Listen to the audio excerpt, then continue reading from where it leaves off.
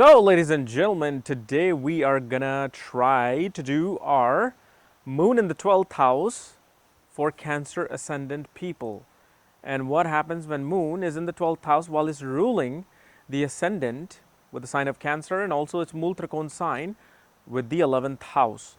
And the reasons why I said we're gonna try to, because I try to shoot out here and now it's starting to rain, of course, because on a beautiful day when there's no sun, you're gonna have rain. So anyway, if you do not know if you have moon in the 12th house, what sign it's in, what nakshatra it's in, all the other astrological details, check out the links here. Check out my full astrological report, including my books, consultations, and link to my academy, Maga Vedic Astrology Academy. So, when moon is in the 12th house, clearly, obviously, you got to understand with the moon, how is the moon? Is the moon waxing or waning? Is it dark or is it full? Or is it non-visible in the sky? Okay, but this particular moon first of all shows that a person seeks to escape. They look for escape. They look to go far away from their known environment. This person is always seeking solitude, always wanting to go to foreign places, foreign lands, always wanting to be in isolation, always wants to seek pleasure, whether it's pleasures of substance, sexual pleasure. But ultimately, because Gemini represents twin, the male energy really gets activated early on. All about the material things, the pleasure, even dealing with substance abuse. But then what happens is later, the feminine side comes in where they're more receptive. They're trying to seek the spiritual knowledge. They're trying to seek the ultimate answer. But most importantly, this particular moon is known as a blessing of a Devi. I think I read it in one of very old books.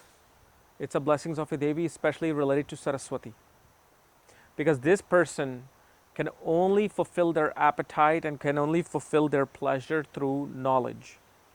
And usually this person will do very well in foreign lands, foreign places, than their own homeland. Why? Because Cancer is which sign? It's the fourth sign. What is the fourth house? Home, land, real estate. So it's a homeland. So because the ascendant energy is controlled by the homeland, it is completely far away from it. It has gotten loss of that homeland. It's 12th from itself. And because it rules the Mool Trikona of the 11th house shows one's gains, fulfillment of hopes, wishes, desires will occur in foreign distant lands. And most definitely this person will be almost, you can say, very sensitive and hopeless romantic. These people want to experience that divine romance. And most definitely it can give them major tears because of that. Because 12th house is losses also. 12th house is expenses. They have to deal with expenses upon their emotions. Because moon is emotions. And 12th house becomes expenses. So the emotions due to the losses and suffering, this person will deal with a lot of emotional imbalance or a lot of emotional heartaches. But again, you got to understand, Gemini is the sign of the twin, the masculine and the feminine. The masculine sign is not able to understand why these emotions are coming and how do I deal with them. The feminine side is more receptive to emotions because it dwells in emotions. It dwells in the subconscious. So it's later in life, such people start to understand, okay, this is why I was crying. This is why I was sad. This is why I was doing this. And you will also see moon in the 12th house people have some fascination with crescent moons. They love to worship Shiva. They have love for crescent moons. They'll even draw crescent moons, if they're bored. But the whole consciousness, because moon is our past life record, the whole consciousness is to escape. They're escapist. They don't want to deal with situations. They want to escape from it. They don't want to deal with the world. They don't want to be away from it. And this usually can also lead them to dealing with substance abuse because it's the original 12th house of subconscious undoing.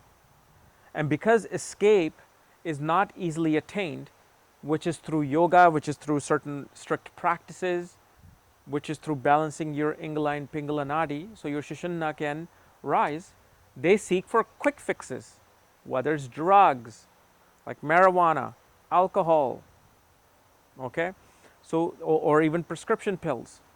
They can do that, and if especially if it's being influenced by malefics, like it's conjunct Rahu, it's conjunct Ketu, the person's mind is not able to kind of see the whole picture. The whole picture is kind of like has this veil of something which is more illusionary in a way. Okay, but most importantly, the more these people spend time in solitude, the more time they spend by themselves, the better they will feel. The better they will try to understand who they are, and the better they will, progress in life. But usually, such person's progression will always come through foreign sources, especially if you have Moon in the 12th house and a malefic in the 4th house, or malefic aspects the 4th house, and automatically they will have to go to foreign lands. Okay. So guys, this was my analysis of Moon in the 12th house. If you're new to my channel, subscribe below. If you want to know where your Moon is placed, all other astrological details, books, reports, consultations, check out the links here. Otherwise, we'll see you later. Bye-bye.